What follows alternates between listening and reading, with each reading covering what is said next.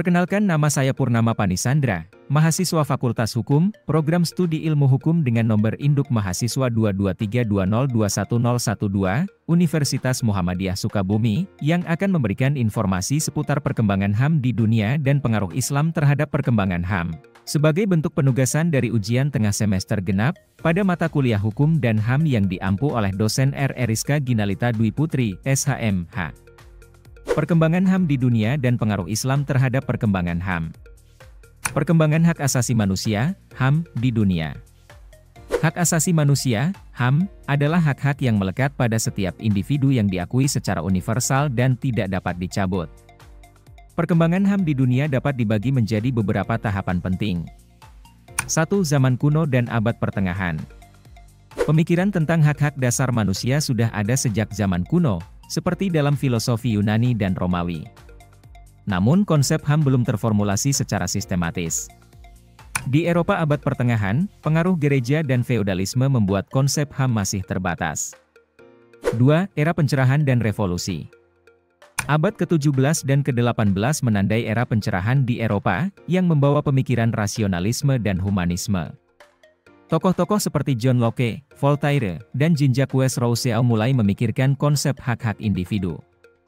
Revolusi Amerika, 1776, dan Revolusi Perancis, 1789, menghasilkan dokumen-dokumen penting seperti Deklarasi Kemerdekaan Amerika dan Deklarasi Hak Asasi Manusia dan Warga Negara Perancis, yang mengartikulasikan hak-hak dasar. 3. Abad ke-20 dan Piagam Internasional.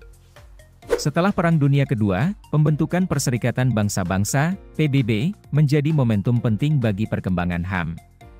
Pada tahun 1948, Majelis Umum PBB mengadopsi Deklarasi Universal Hak Asasi Manusia, UDHR.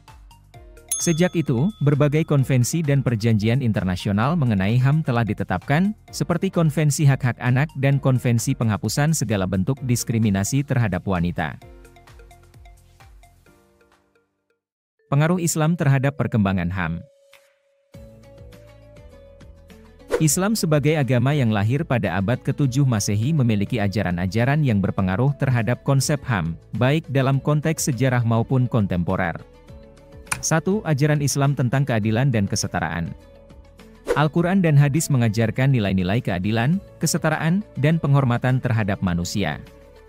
Misalnya, dalam surat Al-Hujurat, 49 ayat 13, disebutkan bahwa manusia diciptakan bersuku-suku dan berbangsa-bangsa agar saling mengenal, dan yang paling mulia di sisi Allah adalah yang paling bertakwa.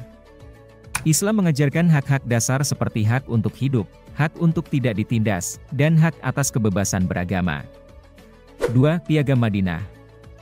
Salah satu dokumen awal yang menunjukkan prinsip-prinsip HAM dalam Islam adalah Piagam Madinah, yang dibuat oleh Nabi Muhammad SAW pada abad ke-7. Piagam ini menjamin hak-hak dasar bagi semua warga Madinah, termasuk non-Muslim. 3. Kontribusi intelektual Muslim. Pemikir-pemikir Muslim seperti Al-Farabi, Ibnu Sina, dan Ibnu Rushd telah menyumbangkan pemikiran yang mendukung hak-hak individu dan prinsip-prinsip keadilan dalam masyarakat. 4. Pengaruh kontemporer. Di era modern, banyak negara mayoritas Muslim yang menggabungkan prinsip-prinsip Islam dengan hukum internasional tentang HAM. Namun penafsiran dan implementasinya dapat bervariasi, tergantung pada konteks sosial, politik, dan budaya masing-masing negara.